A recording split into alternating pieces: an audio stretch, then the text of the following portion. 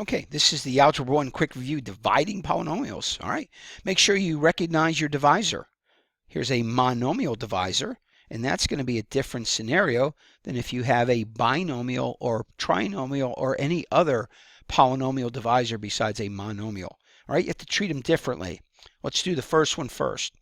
Okay, remember, you have to divide the divisor into every term of the numerator. So to save time, I'm just going to do it like this, and I know that I now have 3 fractions. All right, let's take that first fraction, and let's reduce it. What's a 75n squared divided by 15? That's a 5n squared. Let's do the middle. Got a negative 45n divided by a 15, and that's a negative 3n. And be careful, a lot of students leave the answer just like that and figure that they're done, because they say 15 divided by 15 and they just cross them off. But remember, any number divided by itself is 1, so don't forget the plus 1. That's a common mistake, and you don't want to mess that up. Okay, what about a binomial or polynomial divisor? All right, so there's a couple different ways this could look, right?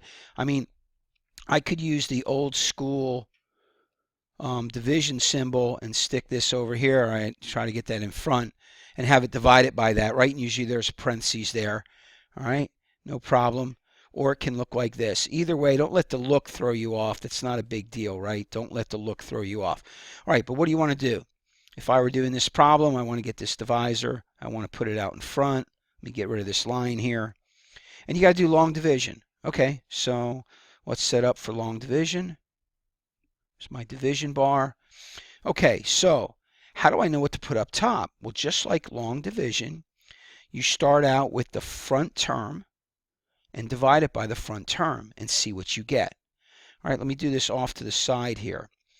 If I had a 6x cubed and I divide it by a 2x, I get a 3x squared. Now, I teach my students to put the x squared in the x squared column. So a 3x squared right there. Now, how do I get the bottom stuff? Well, it's distributing. I have to multiply the 2x times the 3x, and that's going to give me a 6x cubed. And I've got to multiply the negative 3, right, times the 3x, and that's going to give me a negative 9x squared. Negative 9x squared. Okay, and don't forget, in all long division, you then have to subtract the term. And look here, you got to distribute. Distribute, that's going to make that a plus, right? All right, the front terms will add out, and that'll give me 17 negatives and 9 positives. That will leave me 8 negatives. And like always in long division, bring down the next term, plus 22x. Okay, how do I figure out what to do next? Again, it's always the front term. Here, let me do this in green. It's always the front term divided by the front term. So again, off to the side, I can do my negative 8x squared divided by my 2x, and we all know that's a negative 4x. And notice that'll go right in the x column. So again, distribute. 2x times a negative 4x is a negative 8x squared. These front terms should always match if you did it right. Negative 3 times a negative 4x is a positive 12x. And again, don't forget, we've got to subtract. So you got to distribute this negative. Now we got a negative there, right? Okay, so now front term is 0, back term is 10x. Let's bring down our negative 15.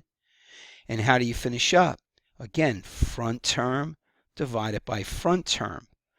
So 10x divided by 2x equals 5. That's a positive 5. I need the plus sign. Again, distribute. 2x times 5 is a 10x. Negative 3 times a, lost my 5 there, times a 5 is a negative 15. Come on, smartboard.